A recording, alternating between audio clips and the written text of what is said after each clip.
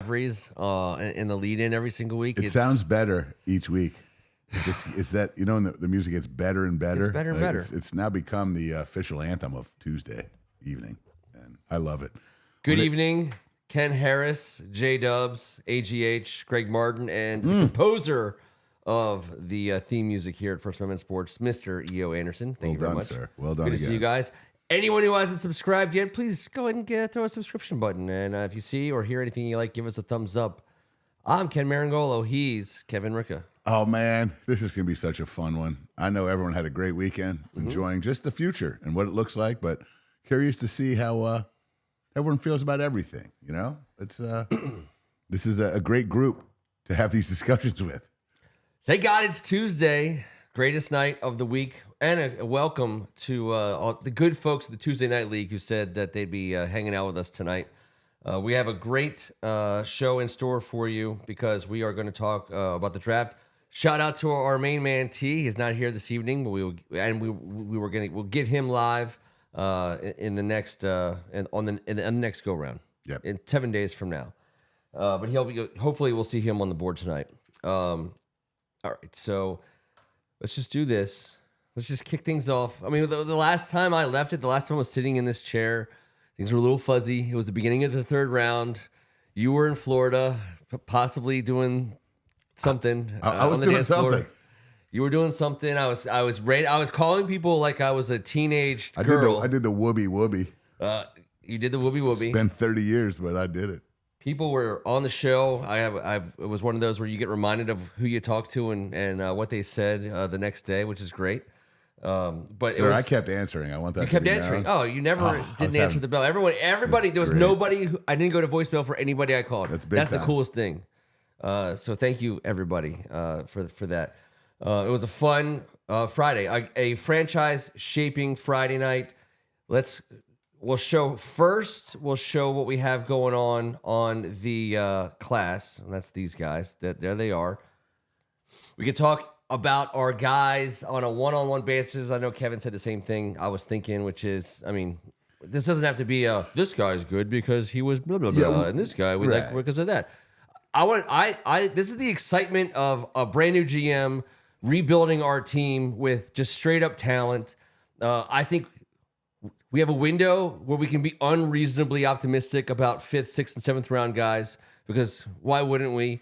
But in the meantime, they also got like the draft nicks, like the draft nerds, the Mel Kipers and the Pete Priscos and all the draft nicks. Pete. They had bukkakied all over our draft. I didn't think that was coming. It did. Yeah, they did. We draft because every pick we made was like the best player available, and so every draft nerd was like, "Oh my god, that's the best player it's all available." over my brand new draft suit. He's 6'5", 300. I don't know why he hasn't been drafted yet. I think he was drafted 5 picks ago. So we made every pick right in terms of best player available according to the talking heads, and we got A's all over the place. I mean, I haven't seen any. There's been no poo-pooing of what we did in the draft. Yeah, and that's shocking because we're just used to, and there's an angry fan base. So there has been some poo-pooing from the lower extremities that don't pay attention to the draft or college football and understand how it works and just can't wait to punch. Who cares? Those guys are so far in the rear view. What we just did, you just said, shape the future. There they are. One way or another, but I do believe there's a reason to be extremely optimistic. All right, so I'm going to give you first shot. We're going to take the quarterback in the first round out of the equation momentarily, and I'm going to let you pick the player on that board that you most want to talk about in this vein, because I was trying to think of how we would do it. What's the coolest thing you heard about blank? So pick a guy and say that, man, this is the coolest thing I heard about this guy that we just drafted, and I'll let you pick who it is first. All right. I'm going to go with Adam Peters' description of the ultra versatile, the one pick that has been a bit raked across the coals, Ben Sinnott, tight end / just jack of all trades. And the one thing that I loved that was said about Ben Sinnott, I hope I'm saying it right. Sinnott, it's fine. I think Sinnott, maybe. Anyways, he blocks. His blocking Reminds Adam Peters in space, specifically in space, of Juszczyk. Yeah, Juice. And Kittle. And he said he reminds me, blocking in space, the way he gets after it, his athleticism and what he can do and why we can line him up everywhere, because he blocks like Juszczyk and Kittle. And that gets me aroused. Okay. All right. It's arousing to me. I will go with Mike Sains Ristel. There you go. Sains Ristel? Sains Ristel. And I know what you're going to say. Mike Sains Ristel. Bill Belichick quote? No. Bill Belichick, I believe I'm attributing this to the right person, Bill Belichick, who said... Saban had one. It was too. Nick Saban. Yes. It was Nick Saban. All I'm right. sorry. It wasn't Bill Belichick. It was Nick Saban. You got it. Who said live that Mike Sains Ristel is the best pound-for-pound football player in the draft. I mean, I'll take that. He said that in no uncertain terms, very confidently. I'll take that all day. Very, yes, he did. Very Saban-like. That made me look more into it, because everyone knows he was the guy who caught the Ohio State, interception, and it was a big deal. I don't think everyone's dug deep enough to know that he was an offensive player. And he became the best defensive player when he switched. So he's currently listed as our starting slot corner, nickelback, whatever you want to call it. He's cemented. He's on the field. No, we've been told he's starting day one, and this dude played receiver for 3 years. He's athletic enough. He's only 5'9" enough, and that's why the receiving thing kind of. And by the way, once in 2022, they put him on the other side of the ball. They watch greatness. So let's go back to this for a second and say, of these players, count in your head silently first. How many of these players will start will be listed as a starter in Week 1 for the Washington Commanders? I've got 5. I have 6. I have 6. Well, listen, our roster... Is Brendan Coleman listed as a starter for you? Absolutely. Yeah, I think so too. I think Luke McCaffrey is listed as will be listed as our slot receiver. Yes. Sans Ristel. This is my opinion. I'm not. They got to win a spot and they got to go out there. Yeah. But you look at our roster, you look around, and you ask me questions. I see. So Newton, you might not list technically as a starter because you have Allen and Payne. You have him as a starter. I love Newton, but he's not a starter. In fact, he's one of my favorite guys we got. He's a bad SOB. Yeah. I want to get to him. I think I understand exactly what you're saying. I mean, I personally think that Dan Quinn will find ways to put Allen, Payne, and Newton on the field at the same time, and it's going to be a disaster for other teams. But you're right. So that's 5. So we had the same 5, and I was giving Newton starting status, but obviously he's not starting over Payne or Allen, and that's fine. God, he's a stud. All right, so let's talk about EO. So J-Dub said 6, EO said 4, Greg Martin 2. Which 2, Greg? Because there's got to be more than 2. I think there's 3 at a minimum. AGH says 3 to 4, which I think is a reasonable expectation. 3 at a minimum, as I'm saying. 2 is too low because Jaden Daniels, Sain Ristel, and Sinat are starting. I think you'd be hard pressed because you're going to say Zach Ertz is going to beat him out in training camp. Maybe out of respect, you put him at the depth chart right now as number 1, but Sinat beats him. He was out of no respect. He was on the Cardinals practice squad for a year. So I'm just saying, he was recovering from an injury. He's coming back at 33 years old. He's making the league minimum. And there's no reason you don't, unless you're afraid he's going to get hurt or he's going to make the kinds of mistakes that will destroy you. They're going to put Sinat on the field.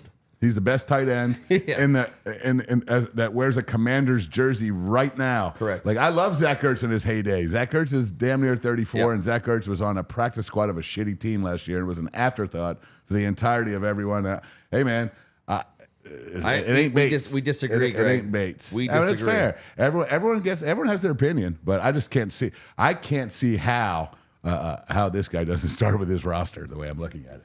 I don't disagree at all. I also think it's a classic case of we just brought a bunch of talent on our team. We're on rock bottom, ground zero, sub basement level 10.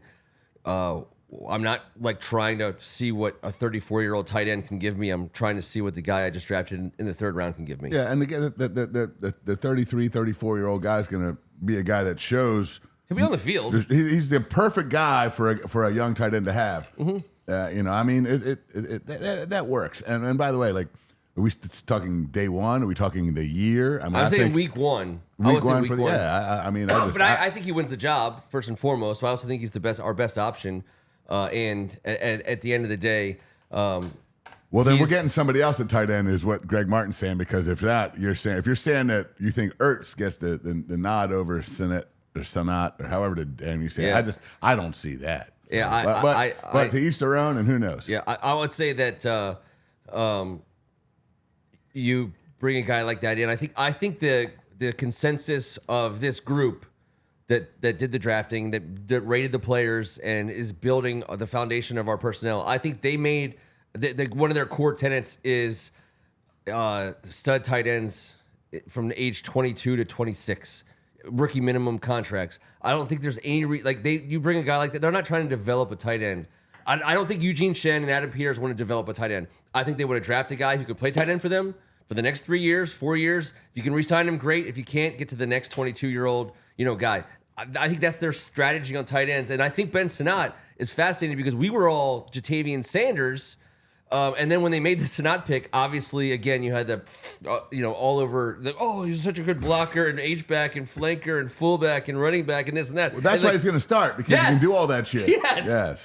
Yes. So I think our guy outsmarted us. He makes us extremely multiple, and I'm sorry, but we all know it's necessary, and especially when you want to run the damn ball. I mean, for a guy to understand his value. The other thing is, so tight ends, and I know I always say this, and I hate saying things I always say, but tight ends get beat up. They're big bodies. They take a lot of shots.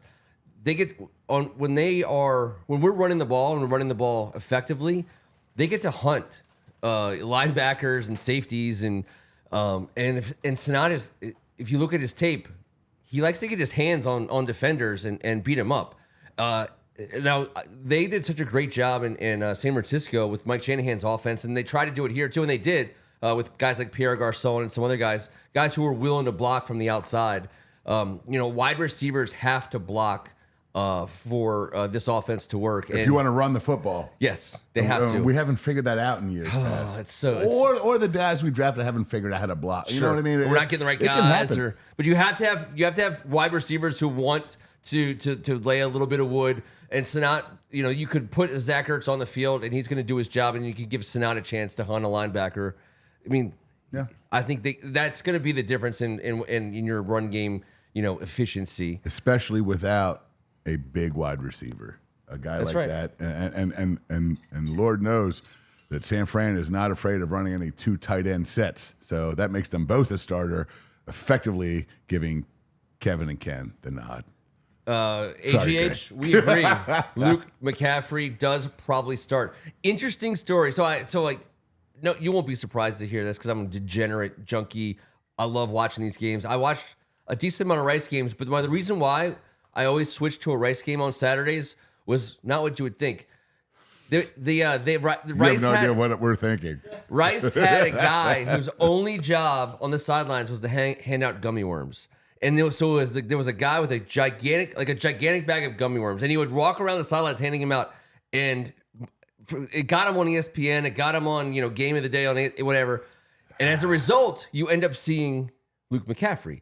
So the weird thing is, because I saw a senior day game with Ed was in the stands, and they had the whole story about him, and I saw a couple other games. The ball just finds him, right? I mean, I know he's not playing. He's not playing for a great team, so you better be a standout for a team like Rice. But he was everyone knew the ball was going to him, and the ball still got to him, and he still did some super smart heady stuff. Plus, he's athletic as shit. I mean, I hope people don't forget that he might not be Christian McCaffrey. He's not.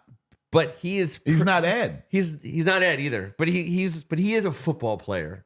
And that part is in his blood, and it shows. And he started 5 games in a Power 5 conference at quarterback. Yes. I mean, this is not a guy that doesn't have a non-understanding. I know everyone's going to be like, oh, don't say the thing about the 4-cone drill because I hate that shit. Mm-hmm. But when you get that amount of tremendous athletes under one roof, and that guy is better at that than everybody else, and he plays the slot position, those things equate. Those movements, those sudden movements, that ability to read a defense, his football brain, he was born with one. It's not like it was acquired. That's where his Madden rating, Christian McCaffrey's Madden ratings, on speed and awareness and awesomeness, is 99. Luke McCaffrey's Madden rating on he sees it like a quarterback those kinds of players do well as third receivers in this league all the time. And we always want to, I mean, Jamison Crowder might be the closest thing we've had to that we actually drafted out of Duke. There was a similar, saw the field, sat in it. You're talking about your Hunter Renfrows from Clemson, obviously your Wes Welkers. And I said, and you're making my point for me as you keep talking. As a rookie quarterback, what's more important? Obviously, the offensive line of the utmost importance, and we all know that. I don't know if we can say that we hit the ball out of the park in that spot. Blah blah blah. We will talk about it, but obviously, in the passing game, you need a tight end and a dependable slot receiver in this new NFL. You just need it. I mean, for a rookie. Specifically, the statement is for a rookie quarterback trying to make his bones in this crazy-ass league. And we got them both. Adam Peters, I said it because last year you could say we had Curtis Samuel and no tight end, which is fair. Yeah. But no tight end. Lucas Thomas was not a guy. And Curtis Samuel, I believe, was better behind the line of scrimmage touching the ball than he was in front of the line of scrimmage. That's just my opinion because he was nastier with the ball in space. He's a great football player. He is. He really is. Listen, McCaffrey is not going to be the guy that we're handing, but we could. He's going to be a guy reading defenses, finding the open spot. They talk about his soft hands. I love the fact that, listen, they made this pick. Adam Peters knew good and goddamn well he was getting McCaffrey. There was no way around it. He wanted him. He was no one else on the roster is shown. Terry McLaurin is WR1 all day. Jahan Dotson is 1A/2A. Those are going to be your outside guys. I'm going to go with Jahan as a 2. That's fine. But I like your optimism for this possible season. He needs to. He's got to show me a little something. He needs to turn it up a little bit. That's it. That's all. A little something. But we've been plugging and playing, and hyping, a lot of players to be the third wide receiver, and a lot. There's a parade. There's a revolving door of them. I mean, Luke McCaffrey is the kind of guy that could. I mean, somebody's gonna take that job and do something with it. Obviously, obviously, Jaden Daniels, whose name we haven't said yet. Jaden Daniels is gonna have something to say about that. But when you look at just to close out the who's going to start from that group, Luke McCaffrey, we're not prioritizing him over Terry or Jahan. And to be honest with you, we're not prioritizing him over Ben Sinnott. No, all I'm saying is, I'm not trying to sit here and hand him the slot receiver of the year award winner. No, but to grow together, essentially 2 quarterbacks. This kid played quarterback for 3 years in college football. He understands how to read defense. He is no dummy. He can sit there when he comes back to the huddle and have a tremendous conversation with our superstar number 2 pick, as well as our tight end. And these 3 guys get to grow up together in the framework of this offense that can only be good for any fan of this squad. I throw this up there because we're going to dance around talking about our draft picks that we have. We have a little bit of what you would call, what doctors call, a need at left tackle. We have a left tackle deficiency. Yeah, a tremendous deficiency. I don't know how much much our left tackle count. We're going to need a lot of Ozempic. I don't know how much Ozempic is going to take. Ozempic. So Brandon Coleman drafted in the 3rd round. He was our 4th overall draft pick. 5th overall draft pick. And he was brought in to play offensive line for us. 67th man drafted. Let's keep that in mind. 67th man drafted. I want to remind folks, we've said it already once tonight. It's not that Adam Peters wasn't on the lookout for projects or guys who can play in the league eventually. It's not that you're never thinking in those terms, but he's not thinking in those terms for Brandon Coleman. He got a guy who he thinks can play, and he'll be. And I agree with Ken Harris. Like, he's going to be, unless he has deer in the headlights all summer, and they were like, God damn it, we've effed that up. Unless something like that happens, like, he's probably our starting left tackle. And it's scary, but that's when Adam Peters gets to really just wave it around and be like, oh yeah, by the way, Mr. Peters. Mr. Peters. Jesus. That left tackle you got in the 3rd round good Lord, sir. It's a clear-cut family name from the old world. If Brandon, you're going to be the Peters clan. Next. if he hits his left tackle in the third round that we needed in the first, that we said we wanted in the first, and he gets it in the third, I mean, obviously it's the best case scenario. This would be diabolical. That would be sneaky, and it would be evil. It would be like super villain, the opposite of super villain. I mean, he would be a literally a comic book hero. So Brandon Coleman has a lot of work to do to get there, but everything about him suggests that he has a chance. And I have no idea. Yeah, of course. Just like everyone else, we heard this pick. We were waiting for that left tackle early. And then all of a sudden, we get a guy that was a tackle guard center, blah, blah, blah. But I know this. He started 15 games at TCU and went to a national championship. So, obviously, and we watched some highlights of him. And those arms, they're long enough. I know that's the one thing that we talk about. They're over 34 inches long, so that's fine. The 6'4" is a little bit creepy, but the compactness kind of makes me excited. That's like this long. It's like this long. 34 inches. 34. That's like 34 Ken, I didn't say 3 to 4. 3 to 4. I couldn't agree with you more.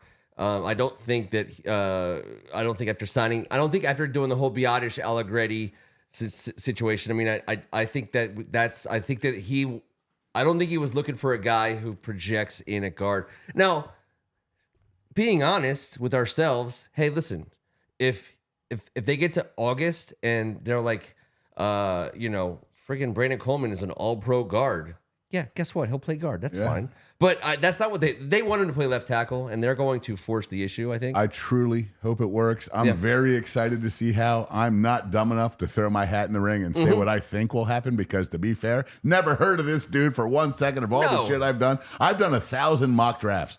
I've never seen his name, so it would be rude. It would be rude to act like I know. I don't know shit, but I know there's a pile of third round and fourth round offensive linemen in our so close in our rearview mirror that we can make out their facial expressions. They're all back there. Ken, I've been cranking the box the whole time, waiting for Braden Daniels to pop out. Yeah. Surprise! Don't have to do that anymore, thank God. So there's a possibility that this guy could be a guy. And can you imagine if he actually works? Imagine. I was covering my face when we were passing by when Josh Laribas was out. Like, hey, can I get a ride? Oh, no. I'm like, hey. Yeah, not Laribas. Not Laribas. Third round, I believe. But this is going to be very, very, what an interesting pick. I believe it'll be an anchor of our offensive line. Do I know where yet? I'm not sure. Right now, it seems like it has to be left. But like people on the board are alluding to, we still got free agency, although the left tackle free agent crop is poo-poo platter. But you don't even want to split it with anybody. You're better off putting your chips in on Brandon Coleman at this point in time for left unless tackle. There's a trade to be made or a thing that could happen, and I love it all, and we got the money for it. I think we're still second in the league with, depending on how you look at, 44 to 49 million ready to ride. So grandfather clock, ski trip. You got to go with the living room set, love seat and sofa. Yeah. Can get the rest on a gift card. But I mean, you gotta get Brandon. I mean, Cornelius Lucas, if he's our best left tackle, we're probably in. And he's sufficient for a month, but he's not a 17 game guy. It's just not possible. And we're lucky to have him. But how about this? Well, what I love is we went best available. If you're going to take Johnny effing Newton with that second pick, because Johnny Newton went on a Chicago Bears visit as a top 10 guy. Now, Big 10 player of the year. Damn right. He's a dude. I mean, he is another Jonathan Allen, Jerron Payne type level cat who fell to the second, and we scooped him up. I thought it was brilliant. Best player available. Let's get better. Let's get nasty. We don't know what's going to happen. This is a futures draft. Listen, we're not going to just have this year, 2024, and move forward with Adam Peters and Eugene Chen and Dan Quinn and be like, here we go. They got to do this shit 2 or 3 times so we can be set for a decade. You know what I'm saying? Like, let's get this shit right. Yes. There's still some shit on the walls that we have to wash off. We have got to get this thing right moving forward. I love what we just did. We didn't draft for 2024. We drafted for the future. And 2024, and I love it. And 2024, because what I to say about that is the top second round draft pick really gave us, for all intents and purposes, 2 first round picks. Not to be super rosy about it, but because of the scheme specific era that we live in, if you hang your hook on, if you tell me what your top 30 players are, it's going to be so different. You're going to get one of them. You're getting one of your top 30 players in picks 1 through 40, which is like what we had, right? So the thing that stood out for me about it, because obviously it was a surprise, just in general, because you took a defensive lineman, but so he might end up being the greatest player from this draft for us very easily. Nothing against Jaden, which we haven't talked about yet, but like Newton could easily be the best player that we drafted in this draft. Easily, he's that talented. I love that we took him. I love that we had the balls to take him. Yes. I love that he was, in their mind, the best player by far available. And they were like, screw it. Of course we have these guys. That doesn't mean we don't need to re-sign. No. Have you ever seen what San Fran did with that defensive line and how much money they spent across that foursome?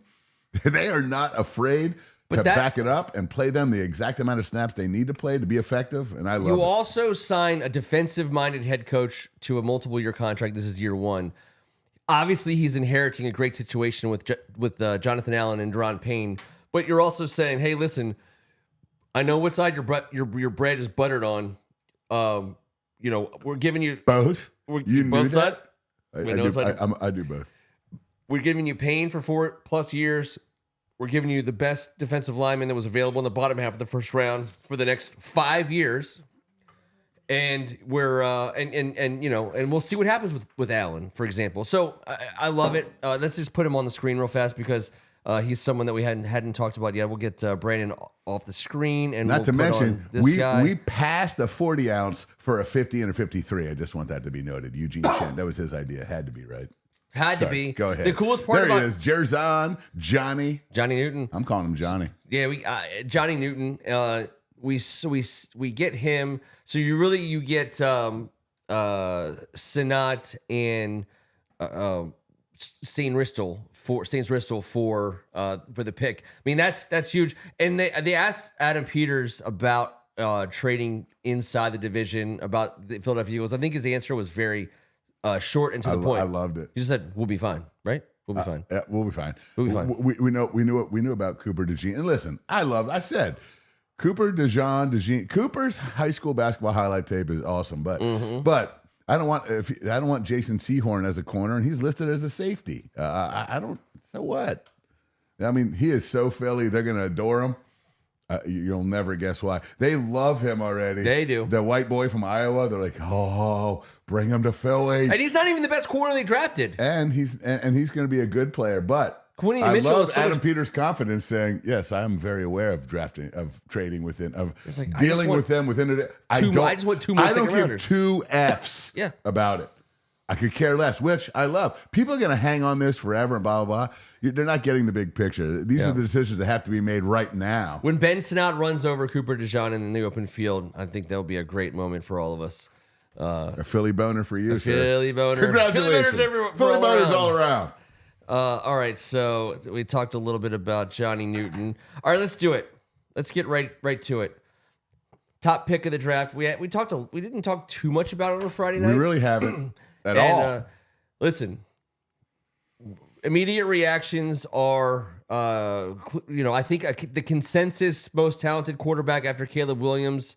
I think that most importantly, how about this? Before no one gives a F what I think about Jay Daniels. The most important thing is Adam Peters, Eugene Chen, Dan Quinn, Cliff Kingsbury. They said, this is the guy that can run our offense. And so I say, have him. Let's see let's go.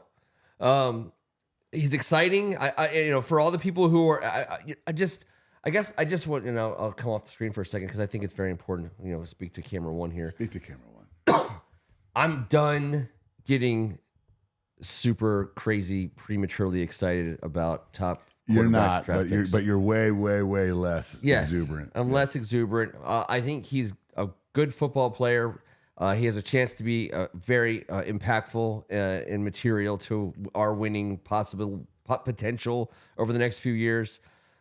Here's what else I think. I think for the money, he's great.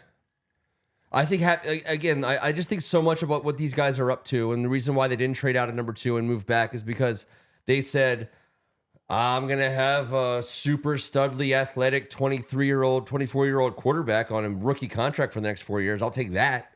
Yep. I'll take, those kinds of thoughts. A starting tight end, for example, on a rookie contract. I'll take that. Studley, defensive lineman on a rookie contract for the next 4 years. I just hired Dan Quinn to be my defensive coordinator. I'll take that. And so I just think everything was just like was match. Everything was very coordinated. And the Jaden Daniels pick, it's a great day for the Washington Commanders, and it's also I think also great because like it's kind of like a show me homie situation. This guy needs to show up and prove he can play, but all indications are he can play.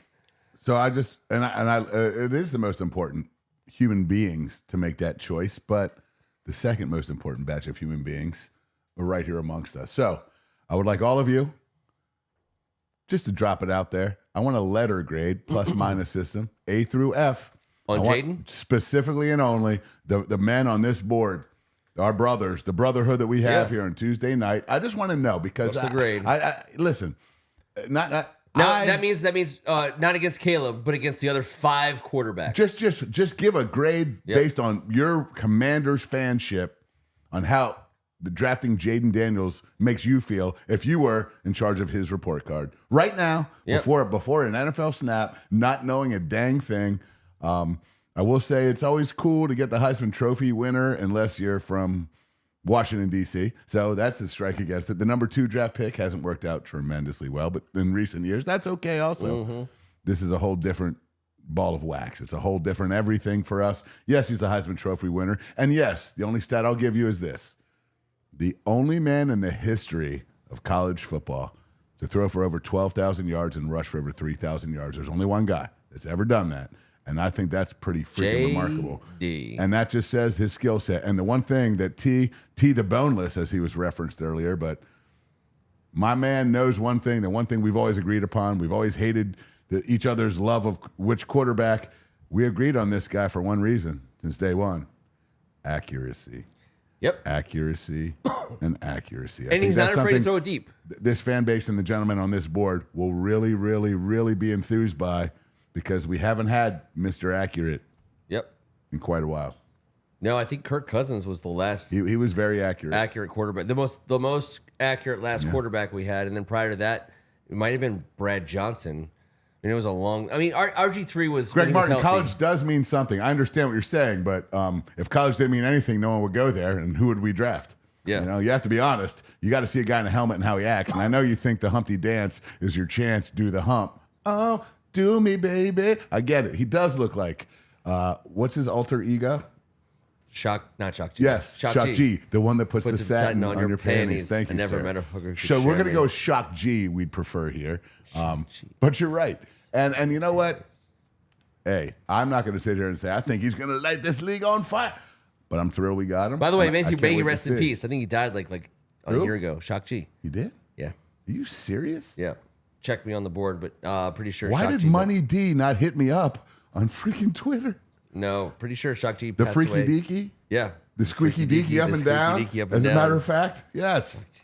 Damn it, he does look like him. And I hope we get the chance. Cease and desist with your tricks.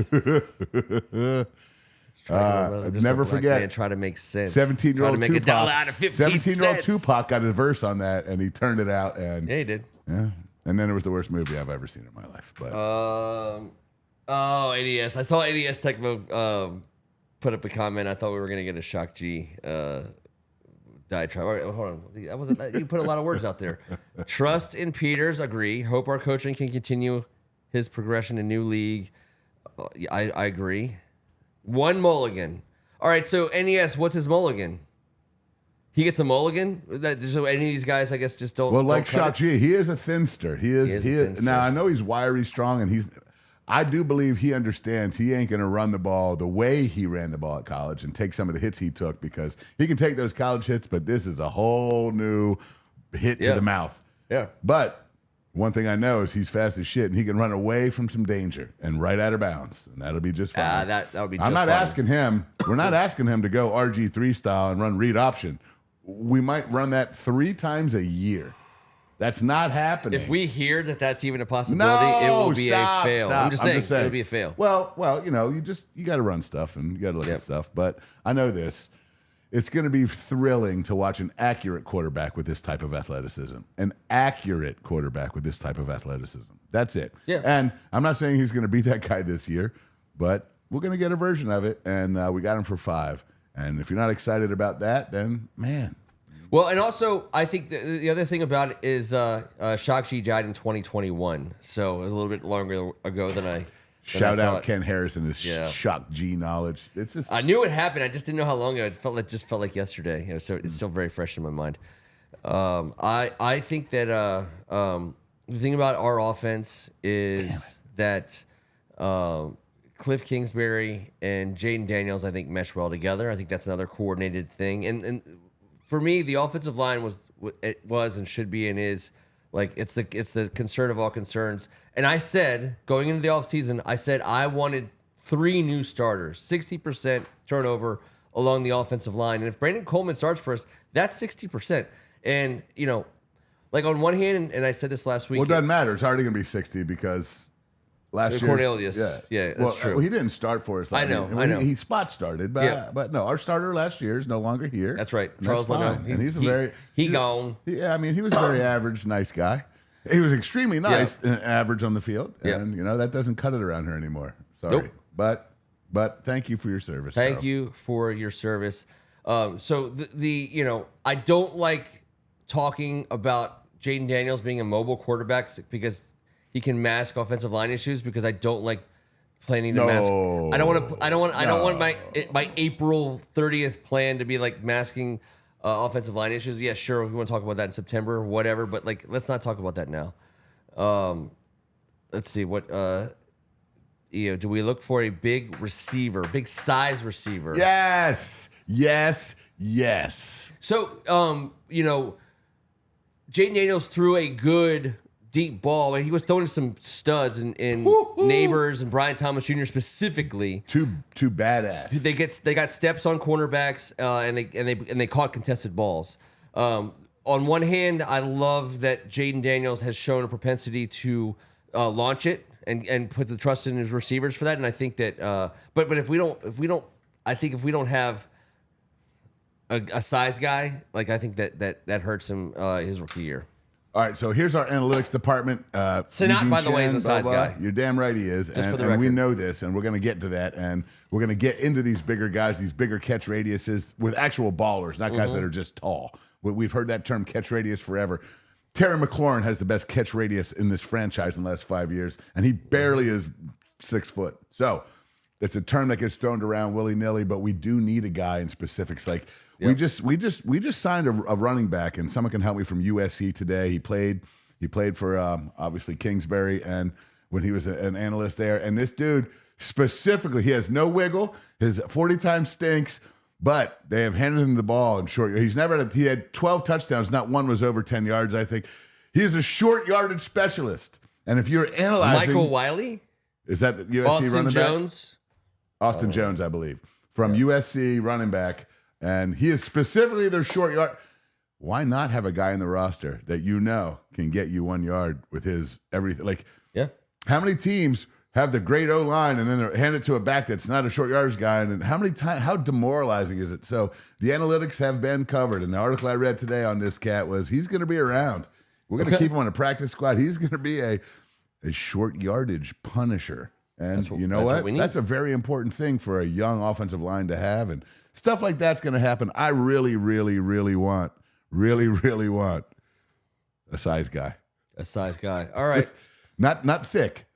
Girth. So much as length. Some people like the girth. At the receiver position, I want a 6'5" long enterer into the pelvis of the defense. Is that wrong? No. Is that a terrible analogy? It was. I shouldn't have said it. I don't take it. I understand what you're saying. But I want a big guy. I want a big guy for a young quarterback. Yes. A young quarterback that can throw the ball, that has accuracy. Yes, I do. I definitely want a big guy. We got to have it. We got to have it. Here's a question. Maybe not this year, though. It might be a next year toy. Which player in this group, are you most likely to buy a jersey for? Of these players, which player are you most likely to buy his Washington whatever. Commanders. We're not going to be Commanders for very long. But anyways, which guy? Well, if Sinat gets 30, if he gets 34 like he wore in college, that's a tough burgundy and gold. 3-4. I love it. That's a great. But one. I'm going to tell you right now, it's Jaden. It's Jaden. Number 5. We haven't been able to get a. Does he have to call Heath Schuler first to see if he can, or Gus Farrat? No, not Gus Farrat. Gus Farrat wasn't 5. No, Heath Schuler. Jeff Hayes. Jeff Hayes was number 5. I think you should call Jeff Hayes then. You should call Jeff Hayes. Just bypass Schuler and call Hayes because Heath Schuler 5 or 4. Jeff Hayes threw more touchdown passes than Heath Schuler, I believe, perhaps. He threw 2 fake punt monsters. Yeah. And he ran for one. That's what it was. He ran. He was a fast son of a bitch. That's what it was. From UNC. That's what it was. He ran. He ran one in from deep.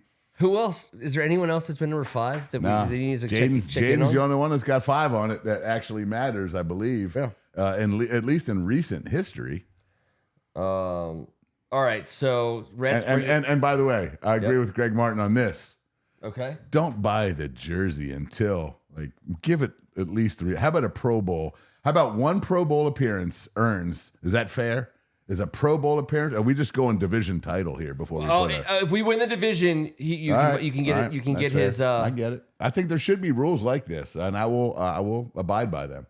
If we win the division, then his jersey is up for grabs. Jeff Hayes, punter. And when I rock that Shock G, number 5, I'm gonna get the white piece because they're clean. That'd be nice. All right, let's see if I'm missing anybody. Not really. Jeff Chandler wore it in 2004. Brett Conway, the kicker, wore it for 4 years from 98 to 2002. Let us not forget about the Jets too. We took the Jets like special teams and receiver unit that year. Billy Cundiff. By the way, we're not talking about the guy who's wearing number 5 for us right now, who might be our best player, Tress Way. But damn, my bad, Tress. My bad, Tress. Did anyone say that on the board? Because I apologize. No one did. We're all guilty. We're all guilty together. We're all guilty together. By the way, there was another number 5 whose name shall live in just absolute not greatness for us. No boy. Donovan McNabb wore number 5 for us. For a hot D-Mac's old ass kept 5. Well, listen, the McCaffrey does Tress Way jerseys, give up number 5? Am I missing the story? Sweet. Has this already been talked about? I have not discussed it. Daniels is going to pay him some cash. It better be a shitload of cash, dude. I hope Tress Way, and Tress Way is going to do something great, like give it all to some charity. Why do we hold on as a board? Why do we stop and not move forward on the fact that Jaden Daniels also should have an alter ego? Yeah, I mean, if that's the comp, then we've got to figure this out. Let's be the first ones to do it. Like, why wouldn't we? Sure. We've just determined Jaden Daniels looks a lot like. So it's who does it look a lot like? The Humpty Hump. Sure, Humpty Hump. Yeah, that's the alter ego. So, I mean, the satin. What else does he say? He's that kicker. Tress is going to get paid. There's no doubt. Trying to make $1 out of 15 cents. We'll figure it out. It'll happen organically. Okay. Let's not squeeze fit it. Well, all right, I got you. But Jaden's going to have to show us his alter ego on this field because right now he seems like a calm, cool, collective guy. He's been up against it. He's gone through some trials and tribulations coming from Arizona to LSU, and I love the fact that he was showing. Shock J. Sorry. There's a guy for you. Shock J. Shock Jaden. Shock J. Shock J. There it is. There it is. And it's been said. It had to be repeated by Greg. Greg threw it out there earlier. I like it. He did. And you got to give credit where credit's due. Shock J. So, Shock J is the alter ego. Let's hope this alter ego is a positive one, not a negative one. Especially since we just created it as a family. I'm going to go Jordan McGee. I'm going to go Dominic Hampton. And I'm going to go Javante Jean-Baptiste. 3 late picks. Who do you want to get the most excited about of these 3 players? Oh, boy. Well, I'm going to tell you this. We'll pick one. So Hampton's played for 6 years and Baptiste for 5. So they've combined for an 11-year college football career. They're pros. They're professional football players. They're professional football players. Plug and play. Let's just say that they've overextended their developmental periods. They are here to play now in the role that they're being fit into now or else. And that's a fine or else, especially with the roster looking like it looks this year. we'll see if you can pull a diamond out of the rough. One of those three guys pays off. It's a huge win, right? It would be. I think Jordan McGee has the best chance of paying off only because we're so light at the position and old at the position, and he's the most athletic one at the position. He's super athletic and coming into the NFL. Who knows what his upside is, or who knows what they can do with him. But Ken Norton and Jordan McGee hanging out together doesn't sound like a terrible idea to me. No, and Dominique Hampton's got some juice. And listen, man, John Baptiste runs a 4.6. Yeah. Dude, you can't be that big. You can't be 260 something running a 4.6 unless you're used properly, which apparently that's what Dan Quinn and the boys are fixing on doing. Anything in there strike your fancy? I know binoculars, please, Rhett. Thank you. Rhett's got some bonurgulars for a particular name on this list. Can't see shit through those things. It's really tough. But you just got to move it out of the way. So just move it. Let's just slide just a little bit to the side. Sam Hartman, the quarterback from Notre Dame, he is on the team, and it looks like they have every intention of keeping him on the team. So I think there's a signal that we'll have 3 quarterbacks this year. May I say something? If you combine our last 2 draft picks and our first non-draftable signing, those 3 combined for 17 years of college football experience. 17 years. That's amazing. That's the kind of experience that you can't buy. You have to draft it. Well, we're late round going for some old balls this year. And I thought you would love, I think the tight end from UCLA has your name written all over it. Colson Yankoff. I mean, I think that is a guy that I feel like we're all rooting for. Yeah, well, I think we're all pulling for him. If you know what I'm saying. Yes, well, let me just wipe this up for you, Ken. We grew up across the street from a Yankoff family, and it's not all it sounds to be. But if he can possibly yank off a few touchdowns and make the squad, I think that'd be fantastic. I would be all over that guy. But I imagine out there in L.A. the last 3 or 4 years playing ball, he's had plenty of comments made in his general direction, and I imagine it's worked out for him once or twice. Well, he's made it to the big show. I won't pretend to know how many of these guys have a legitimate chance to make the team. I think Sam Hartman has put the best chance. I think Austin Jones is right there with him. Well, here's why Sam Hartman has the best chance, and that's why I should have told Rhett to go out there and buy the jersey and not the Notre Dame one. The magical Wake Forest. Magical. He got paid almost $250,000 to come in. It was that one of the highest in the NFL to come in. And maybe that's just what the quarterback position. You guys let me know if you know more than I do about this, but I would imagine that you would only give a guy the most amount of the 10 to 11 undraftables if you really believed in him that much. Or is that just what you have to do to get a camp QB these days? Do you really need to pay $250,000 to get a guy to come in and throw the ball for 10 weeks? But you got him. Maybe it's worth it. You got him locked up. He's only getting more handsome by the second. And I think that what? I mean, listen, you're in charge of handsome. You cool it down over there. I'm just telling you. Just keep it. Listen, he's not a bad looking gentleman. I'll give him that. Listen. That's why he stayed in college for 6 years. Once again, brilliant choice, Genius. Mr. Hartman. Tip my hat to you, sir. I've always told everyone I know to stay in school. Andrew's mad. We're making wanker jokes. We're not teenagers anymore. Maybe you're listening to the wrong show. We can't stop, won't stop. Get it. Listen, sorry. First of all, his name. Sorry. That's his name, sir. How dare you? The dude's name is Yankoff. We didn't even get into it like I think we should have. We didn't. Barely. I'd like to say we exercised a level of maturity that hasn't been seen in this basement for quite some time. I agree. And I applaud that out of you. Well, I appreciate that. We're not taking any shit off of. All right, so we got about 10 to 15 minutes left. Would you like to do a Greg Martin draft? I always want to do a Greg Martin draft. Let's do a Greg Martin draft. I think the Greg Martin draft has been a staple. I don't know if we should do it every week, only because I want everyone else to make sure that they like that. But dude, you're put on the spot. And your true I want to be put on the spot. Ability has to come out. It's dangerous, but fun. All right, set up the premise and then start hitting us with the questions. And don't give us a lot of time. This needs to be quick, off the top of the cuff. Anything else that I feel like from now until basically, for the next 5 or 6 weeks, this is it. This is our team. June 1st will bring something, a cut or two that could result in us doing something. But ultimately, I think we need to start diving deep into who we are right this very second with the guys who are on the squad. I just thought that this was remarkable with the amount of salary cap money we have left going into this year. We have 3 guys at over $21.4 million. Obviously, we know Payne, Allen, and McLaurin. The next highest paid player at $9.4 million. Hold on. The next Wiley? Yes. Yeah. Okay. And we touched on that a couple of weeks back. Then we go down to Bobby Wagner making how much this year? Yep. 8 to 10. 6.5. Okay. That little say $7 to $20 million range. We have 1 player in that range. Yep. I call it that mid-level, the middies.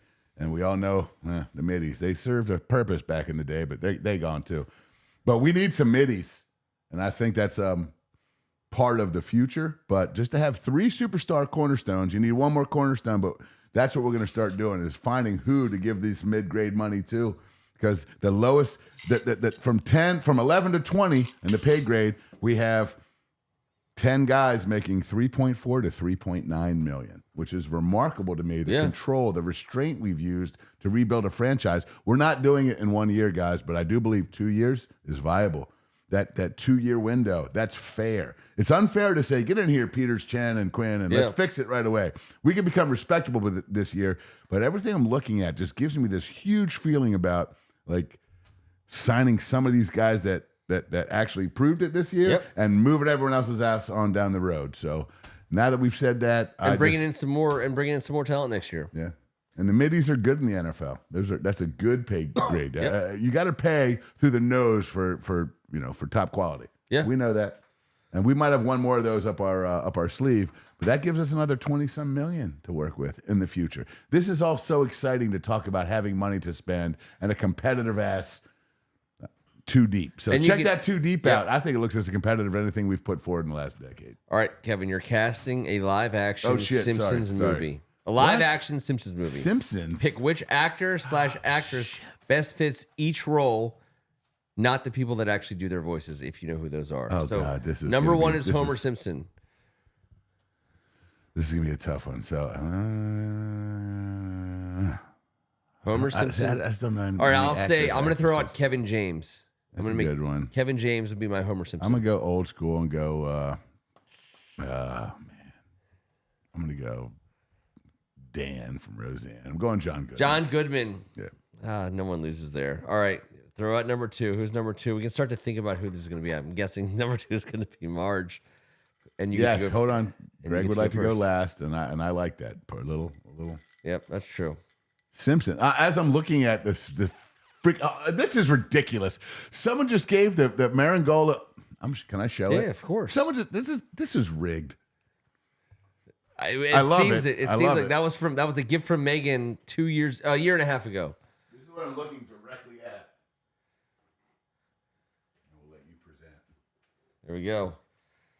My wife had a picture of us turned into a Simpsons portrait. Yeah, so you think that's his actual family. Go give a close up there. All right, where did Greg go? He had Danny McBride. Hold on, sir, Mr. Greg Martin, sir. The Jack Black is great. Isn't Danny McBride doing 15 to 20? Am I wrong? Danny McBride from that 70s show? Yes. Dude, he's in jail. Yeah, he got in some troubles. He's unavailable. He is unavailable. No one picked Danny McBride, did they? Not Eastbound and Down. You're talking about Hyde from that 70s show. That's who I'm talking about. That's Danny about. Masters. Damn, I get nervous. Danny McBride or... Phew, Eastbound and Down is a great call. I'm sorry. Yes. I rescind my previous statement. I got nervous. Yeah, Danny McBride. I apologize. All right, so Marge Simpson, you get to go. Gotta get a good actress here. Someone who can really make you feel her pain of being married to Homer. Right. I'm going McBride. It's the first thing he wrote. And I'm telling you, he was a flamethrower on the hill. And I adore him for it. Who else gets a fake thong tan line and just walks around with it, no worries. It's pretty amazing. All right, so who's March? Sorry, I know. I apologize. I got nervous, but I love Danny McBride. I should know better. I do love him. Feel it in my plums. God, that's just good stuff. Feel it in my plums. I need to have a little bit more. Yeah. Are you still thinking about who you're gonna have for March? What actress are you doing? Yeah, I didn't even know that came out yet. So we're doing all of it. All right, did you do one? No, you're up. March. Do I go with old trusty? Could go with old trusty. Did you already go with someone? I have to go now. Yeah, you're Shit. up. You're first because I went first for the other one. All right. So, tell me, got to pull her name. Redheaded lady, Southern. She had a show. Mama's house. Big Mama's house. Vicki Lawrence. Thank you. Vicki Lawrence. Mama's Family. That's my Mama's Family. Thank you. Yeah, that's my pick. Also in the Carol Burnett show. Yes, I believe she was great. Vicki Lawrence. I was at a wedding in Marietta, Georgia for family. We were staying at a hotel for the weekend, and she happened to be performing next door. So we go into the bar, and it's just like Megan and her whole family. We're all sitting there. I'm sitting at the bar, and the two people sitting directly next to me for the next 3 hours are Vicki Lawrence and her manager, some guy, random dude. And we're just sitting there the whole time, and I'm like, we weren't hanging it. She was totally talking to her manager the whole time, but we had, every once in a while, because you're sitting next to a bar with somebody, you have some interaction. But she was super cool, and I was like, I can't. It was perfect that she was there because it was. I mean, it wasn't a big venue by any stretch of the imagination, but she's still working. You know what I mean? Like out there, getting it done. And she was fun. God bless her. All right, so I got to throw a Marge Simpson out. Sorry, I'm just gonna make this one look better, Ken. Sorry, just a little tickle, just I didn't like that one cube. That one cube is all mind the stepchildren. Yeah, you have to sink them all. You sank my battleship. Ken Harris took Sarah Silverman. In case you were curious, Sarah Silverman is off the board. She definitely can which pull is that fair. off. I think she can pull that off. If you don't get it done, you don't get it done. All right, so I gotta go. I think it has to be because I have Kevin James as Homer, but it has to be believable. As I can't just go like Ana de Armas or I crazy. I you know what I mean? Either. I know. I have to give somebody who's like reachable. Now he had what's her face, Leah Remini in King of Queens. I'm trying to think. He was with Adam Sandler. Yeah, but after she left Scientology and you choose her, someone's going to come knocking on your door in about 24 hours. I think he's got to do better. He was with Adam Sandler, and I now pronounce you Chuck and Larry, which I thought was a great matchup for him. But I don't think Adam Sandler, by the way, you know what? Should I do Adam You have Sandler? to pick a Marge, dude. You've been filibustering after you tried to filibuster me. All right, Marge Simpson, you will be played by Jenna Fisher, who played Pam in The Office. I think she's got that plain Jane look. She can convey the silent suffering of someone being married to Kevin James. And by the way, I didn't think I was going to get to the perfect casting decision, but I did. All right, 3. So I'm guessing Bart's next, and it'll be me. So I know there's some other people that got to pick some people. Greg Harris or Greg Martin, you get to pick a Marge, but I got to go Bart. Child actor. Now we're talking about child actors, which I'm not super well versed in. He's going Sydney Sweeney to play Marge. I was going to say that, but I just didn't want to be the guy who did Sydney Sweeney for Marge Simpson. Dang it. By the way, Jenna Fisher can compete with Sydney Sweeney in the testicular area. Just take it easy. You just can't just start talking about boobs. I did. I said you're testicular. Picking Bart Simpson. Pick a child actor, Mr. Boobs. I can't go from talking about Sydney Sweeney and to a child actor. But someone's got to play Bart. I mean, you could. Jason Priestley. Do you think he can pull it off? He's a little bit too old these days. I think you just maybe lost your Simpsons card. I'm going to go Minnesota Vikings missed my pick. Who is it going to be? I don't know. I don't know a lot of child actors. Is that a bad thing? I can go. All right. How about this? For Bart Simpson. Don't make a bad choice. I'm just kidding. This is important. Mm-hmm. Dang it. Because you can't go too. I mean, can I go? Because it have to be. Can I just say? Thank you, Ken. You know exactly where my brain was headed, and I've decided to retire Salma Hayek. At least for a She's while. retired. No, she's in the Hall of Fame. Yeah. My personal from this wing of the desk Hall of Fame is done. Just don't check underneath of it. All right, please. I'm going to say I'm going with Corey Haim. You went with one of the Corys? In his prime. In his prime. I mean, I don't know if I love it or if I'm super skeeved out. Because he said it doesn't have to be current, so I'm just going with like old school. And that's why I'm going with a young Jonathan Lipnicki. All right. That's good. That's pretty good. Corey, because of Lucas. I'm writing one. You just have to toughen up the Lucas character just a little bit. Oh, shit. 50% off your first box. Oh, you're getting, what is that, the farmer's dog? You're not even a dog owner. No. How are you getting that one, you sick son of a bitch? You're getting pet dog commercials? I hope the peanut butter one doesn't come there. You know you're getting a 5-gallon tub of peanut butter delivered to your house tomorrow. Well, unbelievable. If it's creamy, it's not mine. I'll just have you all know that. It's going to be chunky or super. I was going to say Macaulay Culkin, but I decided that I just didn't think he was Bart enough. I think he would be forcing it. I assume Lisa's next. I'm sorry. It's now Way Day. It's from May 4th to 6th from Wayfair.com. I'm getting skewered over here with back-to-back ads. I'm sorry. Lisa Simpson. So Lisa is up. Yeah, but this hold on. Who did Greg take? Greg took Macaulay Culkin. Got it. Sorry. As a youngster. I get it. All right. I feel like this is easier because I remember when I was Lisa. a little kid watching TV. I got my Lisa. Okay. The girl that played the blonde-haired girl in Poltergeist. That's who I'm picking. It's my final answer. I don't know who she is. The little girl? The scary girl? They're back. They're back. Yeah. I got Poltergeist. I'm writing down Poltergeist for Lisa. Yeah, and I love girl. Lisa. And Poltergeist girl wasn't that scary unless you were scared by something like that. Yeah, I don't know, man. I think that on one hand, the little sister in Adventures in Babysitting, who wore the Thor hat the whole movie. Oh God, my favorite actress. Sorry, you just invented a whole new. She was awesome. I've retired one, and I'm bringing Elizabeth Shue back. Well, Elizabeth Shue, yeah. I know. I don't know what the girl's name is, but Thor hat. Adventures in Babysitting. The Thor hat in Adventures I'm writing in Babysitting. Thor hat. Yeah, I'm gonna go with Thor hat. Yeah, she was great. Who do you got, Greg? She's a ultimate little sister. There's nothing you can argue about that. And super smart. She knew, and she could connect. Why else would you wear a Thor hat? She knew, and she gave the mechanic who was fixing their car. She was like, "Here, you can have mine." And he was like, "What?" He was like, "I can have your car done in 17 minutes." It was like first he was like, "Oh, I'll get it to you on Wednesday," and she's like, "Here, have my Thor hat." And he was like, "Well, all I really need to do is take this screw this one screw in.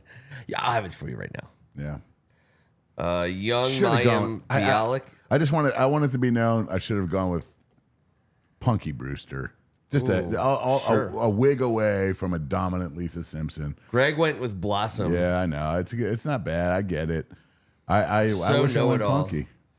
Krusty the Clown is the next casting decision. Now, Krusty the Clown is because he's wearing makeup and a getup. So you can go with a lot of different ways. This is scary. How far we can go with it? I'm nervous. Who's my? I think it'd have to be. I got it. Am I first? Yeah, go ahead. Gary Busey. Oof. I know. I just had to say it as fast as I could. I'm going to go with Christopher Walken. Ooh, Christopher Lloyd and Christopher Walken and Gary Busey. This Krusty the Clown role is going to cost freaking the Simpsons movie a shit ton in casting. It's going to be outrageous. So far, the casting, Krusty the Clown, going to cost a fortune. The Adventures of Babysitting chick, she's going to be like free. Obviously, some of these other ones, no big deal. But Elizabeth Shue, sir. Elizabeth, no, I'm talking about the oh, sister. Yeah. Thor, when your name is Thor Hat, you don't cost. Yeah, much. You're gonna be minimum wage. All right, I don't know how many we're in. We're in the whole family 4 or 5, so we're 5 in. Now I know that means we have 2 left. Jim Carrey. Yeah, Krusty is a high ticket item. Yeah, Jack Black's a great one. It's got to be someone who has to sell out. I like everyone. I love Christopher Lloyd. I love all of it. I love Christopher Walken. I'm a big fan of the crusty Doc Brown. We should as a group, send this off to someone. You know, the crusty thing. Let's keep working on this. The Krusty the Crown story. The Krusty the Crown story. All right, so what's the next? We have 2 left, Greg. What are they? Give us both. Give us give us both of them so we can knock them out. Mr. Burns, you're first. Mr. Burns is going to have to be, what's his name? Brian Cox, the lead of Succession. Sir, you're talking to someone that can't help you with. I don't know names of actors. He's been in all kinds of stuff. Yeah, he does the McDonald's theme song. He's like, ba-da-ba-ba. I know you mean. He's been in everything. Right. What else has he been in? I think his name is Brian Cox. All right, so you're going with Brian Cox. Yeah. All right. Ken's going Brian Cox for Mr. Burns. Mr. Burns for Mr. Burns. I'm going Jack Kent Cook. Ooh. Jack Kent Cook. Yeah, I brought a hyper local, Ken. I think you have to win because he looks like him. So Jack Kent Cook is Mr. Burns. He was kind of somewhat evil in that regard. There was no internet then. No one knows. I know. People were like... His mistress was in a limousine with an NHL Capitals hockey player one? On playoff night. I think it was Cicerelli. Dino, they called him. All right, so here's the deal. Just real fast. If you were a person... Christopher Walken is Mr. Burns, Ken. How was I supposed to know that? He's not Mr. Burns. I don't know stuff like that. All right, what? Oh, Ned Flanders. Ned Flanders, and he gets. Ken Harris says it's Jason Sudeikis. Ned Flanders is definitely the last one, Greg. Ned Flanders has to be it, and Jason Sudeikis is the perfect with the mustache. That's a done deal. I don't know that we're gonna beat that. Although I love anyone from that crew, like Jason Day or Charlie Day or Jason Bateman. Any of those 3 are great. Damn it, Jason Sudeikis would be so good as Ned Flanders. I can't think of anything else. I like the bonus question. Bonus round. Pick any actor or actress not mentioned so far to play any other Simpsons character not mentioned so far. What do you got? Shit, dude. I know it's tough. I know, but I'm not a Simpsons guy. Okay. No, so, I've watched it. I'm not a non-Simpsons guy. I'm just... in a totally nerdy anecdote, one of my first jobs was scheduling power in my California. cheeks are fully clenched. And every day I had to submit a request to the state of California for power transmission from Arizona into California. And I had to specify the name of that transmission line for the day. And I named it after a Simpsons character for like almost 400 straight days. That's how many characters are on The Simpsons. I kept it going forever. It was a thing. There was a transmission line that was like 500 megawatts of energy that flowed from Arizona. I love things like this. Every day, and there's a record of it, I would say, and I went through all of it, like every single possible character. So I think about this stuff. I love it. I'm trying to think of a cool character. Like I think of like Sideshow Bob as someone who I'd want to cast, or Mo. Well, Mo is the first guy I thought of, but like, there's not a lot of Mo's out there, He's his own kind of guy. Someone who really wants to like, lower himself. Famously. Yeah. So now, how about this? I'm attacking this from like somebody who I would want to be on the show, like some actor that I love. Sure. Like I love Ryan Gosling. I think he's great, right? He's awesome. He's awesome, just fun. It's hard what to be like, Simpsons character could he be? Yeah. I don't know that there is one. Well, is there a cool like what's the coolest Simpsons character? Like Mr. Like obviously he's not Seymour Skinner. Who's Seymour Skinner? So help me out here. Who's James Cromwell? He's an old dude. Old Nugs. He's old Nugs. Yeah, he's old Nugs. All right, so Christopher from The Sopranos is Mo, and Paul Pfeiffer from Wonder Years is Milhouse, which is a great call. Obviously, that works in every possible sense of the word. Who said that? That's Greg. Yeah, that's very good. Bradley Cooper as Ned Flanders would totally work. Dang it. There's so many. I mean, like, there's just so many great characters to cast. You can go with Keanu Reeves as Otto. Ned. I'm sorry. You have Asapima Petalan. I'm going Apu. You have Charlene. Cletus. I got it. I want all right, in Home Alone, Bud. Was it the older brother? Buzz. I want Buzz to play Nelson. Thank you. Dude, that's great. Thank you. I was trying so hard over here. Buzz from Home Alone as Nelson Muntz.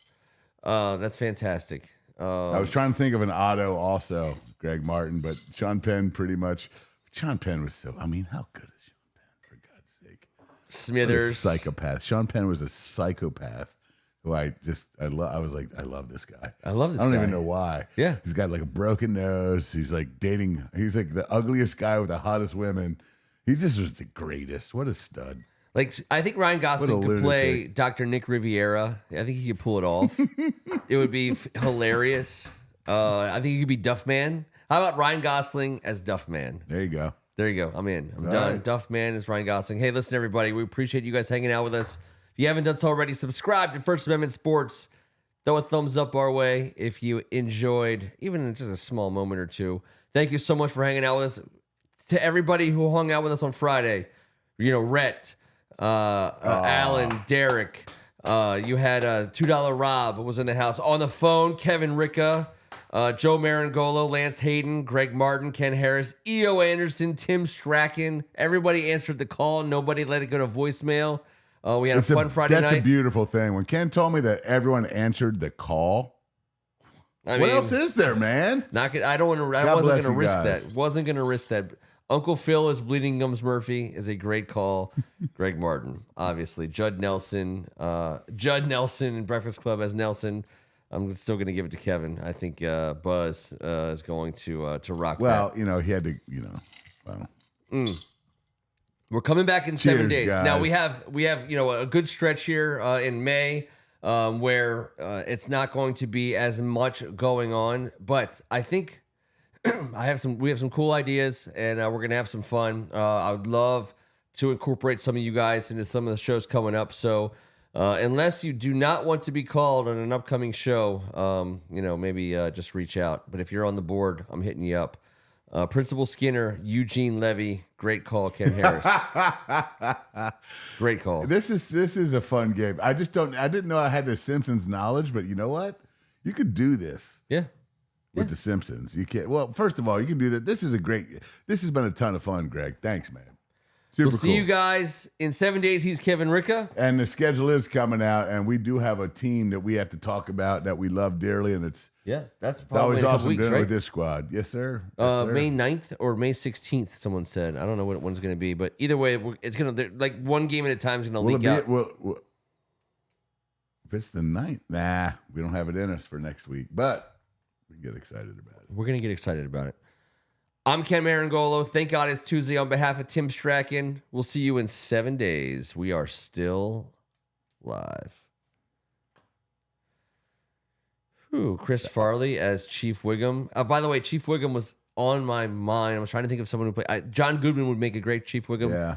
John Belushi. I was going to say John Belushi and John Belushi was my Chief Wiggum all day. Yeah. Well, the hair. The hair.